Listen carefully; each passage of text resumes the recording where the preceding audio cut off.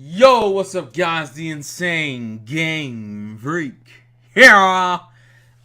So Nintendo Direct was a few days ago, and I was gonna upload a live reaction, and then I deleted the footage for it accidentally. Now it's lost forever to the flows of time in the digital space. So, intro start, because if we don't stop, I'm gonna start crying while thinking about it.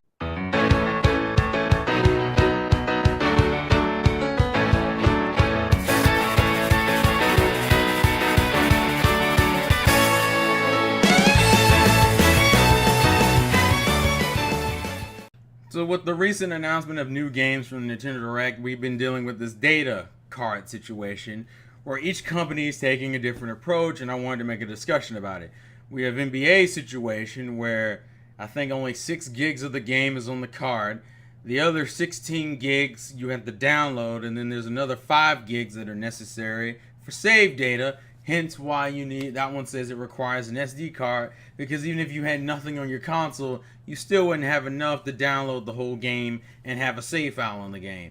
Then you have Doom situation where the single player will be on the card, but you have to download for the multiplayer. Then you have LA Noire and Rhyme situation where the game is all on the card, but it costs more.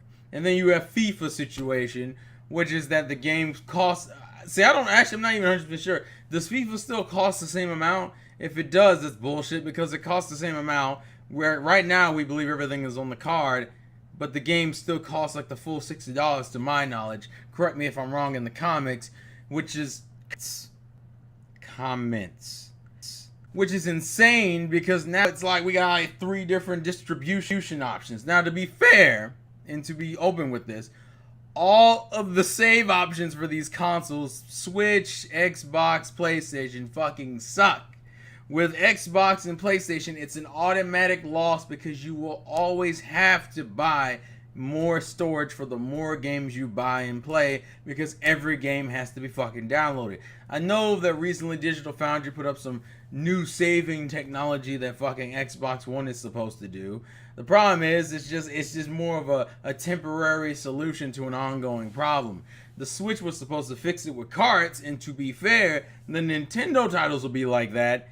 It just won't really work out for the third-party titles.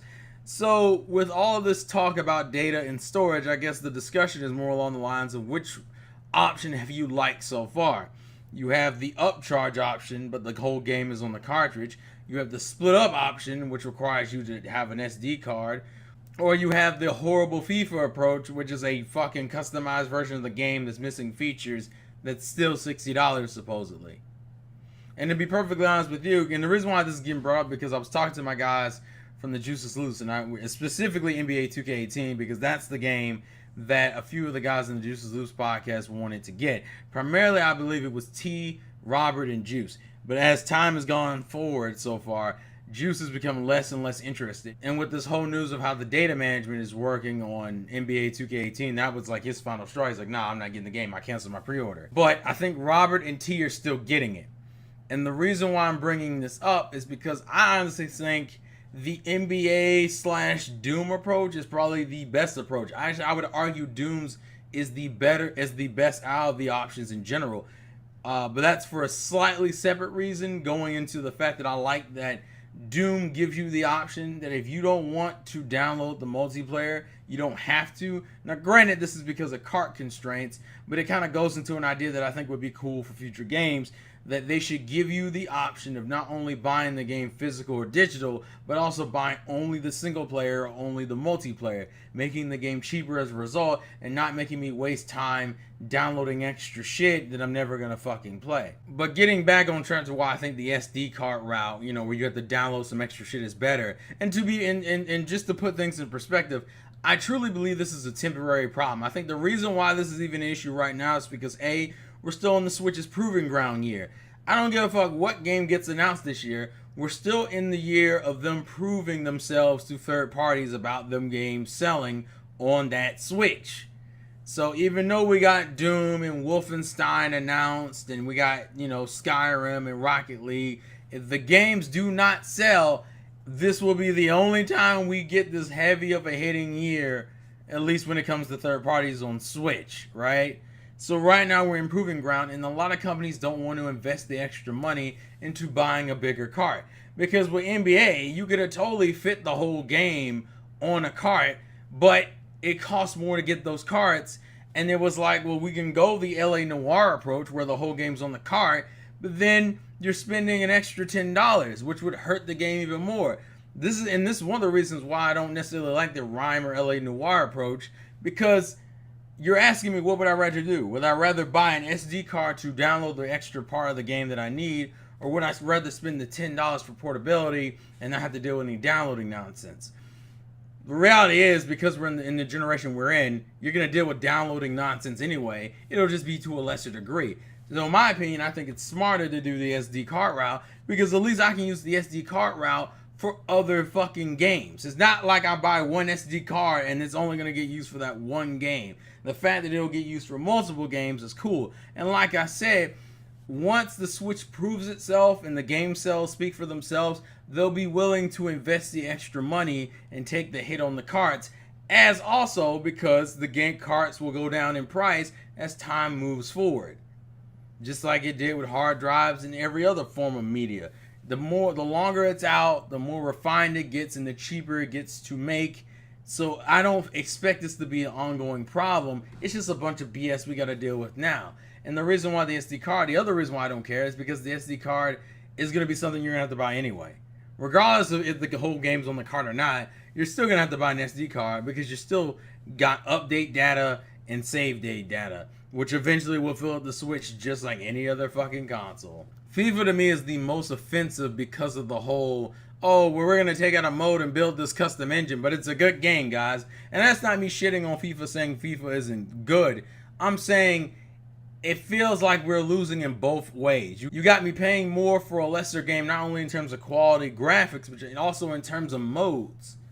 And I don't see the fucking point in doing any of that shit. So my question to you guys is really which developer has done it right so far? Which developer has kind of hit that middle ground of, if this is some bullshit we got to deal with for a while, which way would you rather it go moving forward? And me personally, it's definitely Doom. Especially considering if they keep up that trend of splitting up the multiplayer and single player, although I still believe that should be a thing in itself, that every multiplayer game has an option of you buying only the single player or buying only the multiplayer, on plus the options of buying the full game. Just for the sake of download space. Because, I mean, you got a lot of games that tack on multiplayer. But that's whether or not they're willing to do that. That's a whole thing in itself, because I would easily suggest doing something like slightly upcharging both of the split up parts. Like, instead of them each being $30 for a $60 game, make them both $35. So, if someone buys the single player and then later on decides to get the multiplayer, well, then you have to spend $70 when you could have just spent $60 and just bought the game physical. But it presents an option for the people who may have not wanted to spend $60 on a game and was going to just wait until it was used so they could get it for the $20 or $30 they want to spend for the whole experience, because they only wanted to play the single player or they only wanted to play the multiplayer. I just think that's a cool idea.